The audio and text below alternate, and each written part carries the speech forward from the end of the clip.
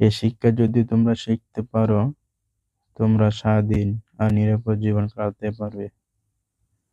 যদি তোমরা না শিখতে পারো, তোমাদের দশ হবে শেষ অবধি বিউটি অথবা আমার কোম্পানির লোকেদের মতো হবে। ওরা অতি অল্প টাকার জন্য প্রচুর খাটে আর চাকরি নিরাপত্তার স্বপ্নে বিভোর হয়ে থাকে। প্রতি বছর শেষে 3 সপ্তাহের ছুটি আর 45 বছর পর কাজের পেনশনের জন্য সানন্দে প্রতীক্ষা করে। সেটা যদি তোমরা কাঙ্ক্ষিত হয়, তোমাদের আমি আরো মাইনে বাড়িয়ে দিব, ঘন্টা 25 টাকা করে দেব। কিন্তু এরা ভালো পরিশ্রমী মানুষ। আপনি কি এদেরকে নিয়ে মজা করছেন? আমি জোর দিয়ে বললাম। ধর্মর বাবা মুখে হাসি খেলে গেল। বিউটি আমার মায়ের মতো। আমি কখনো এত নিষ্ঠুর হব না।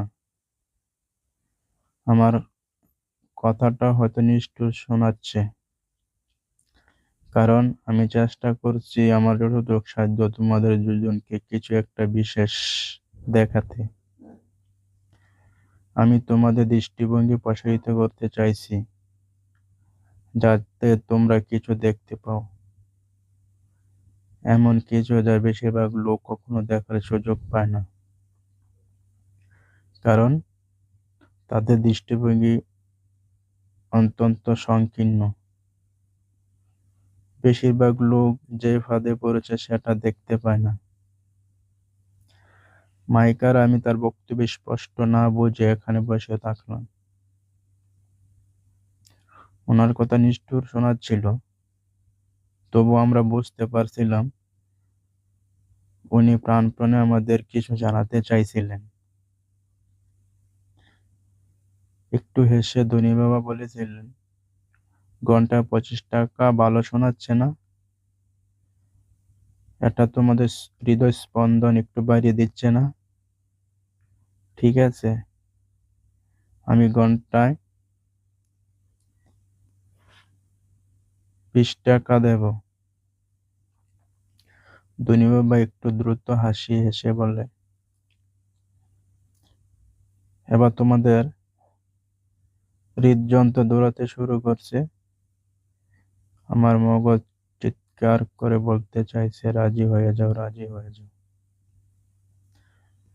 আমি কথাগুলো বিশ্বাস করতে পারছি না। আমি ঠিক কি শুনছি? তাও আমি শুনছি।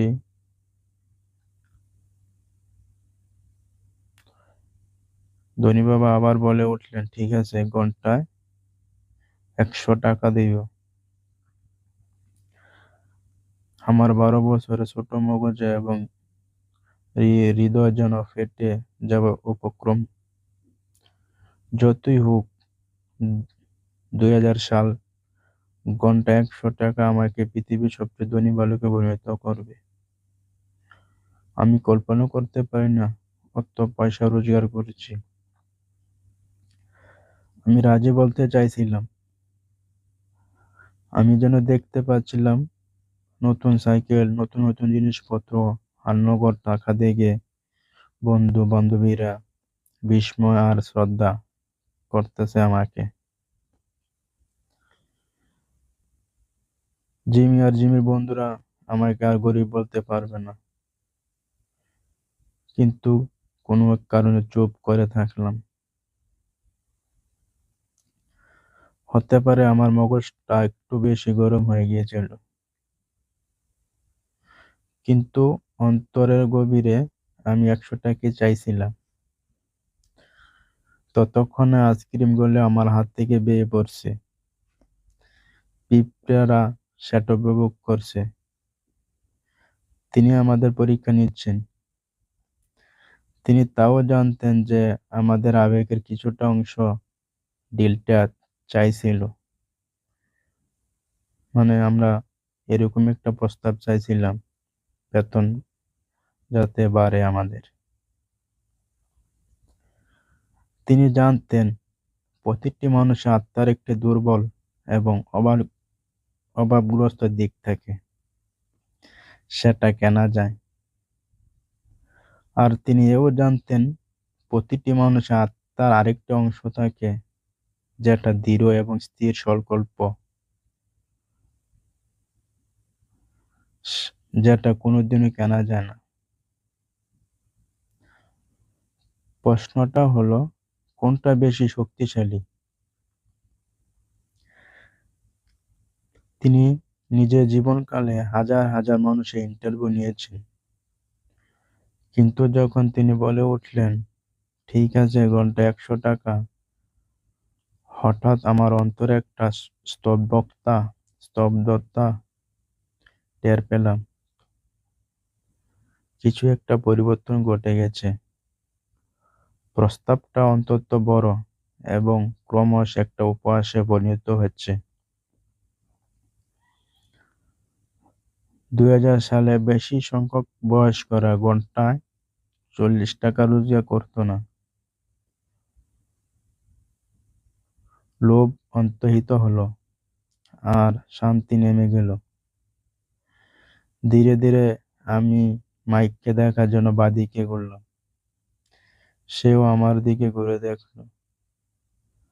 আমার আত্মার যে অংশ দুর্বল আর অভাবগ্রস্ত, তা স্তব্ধ হয়ে গেল। আমার আত্মার যে অংশ কেনা যায় না, তার জয় হলো।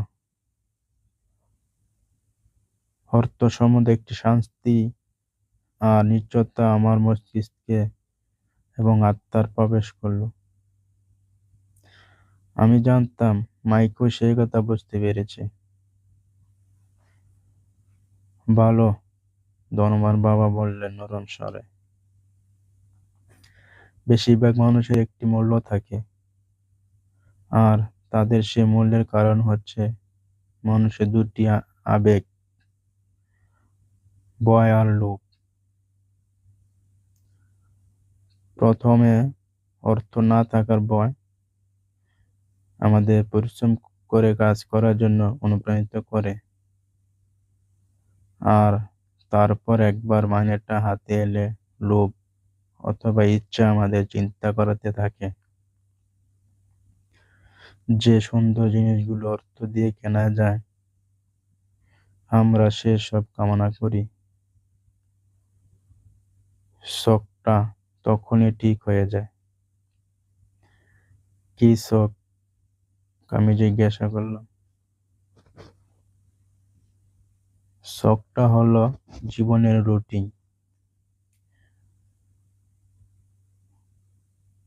ঘুম থেকে ওঠা, কাজে যাওয়া, বিল জমা দেওয়া, আবার ওঠা, কাজে যাওয়া, বিল জমা দেওয়ার শখ। তখন থেকে তাদের সারা জীবন দুটি আবেগ দিয়ে পরিচালিত হতে থাকে, ভয় এবং লোভ। তাদের আরো বেশি অর্থের লোভ দেখাও, তারা চক্রটা চালাতে থাকবে।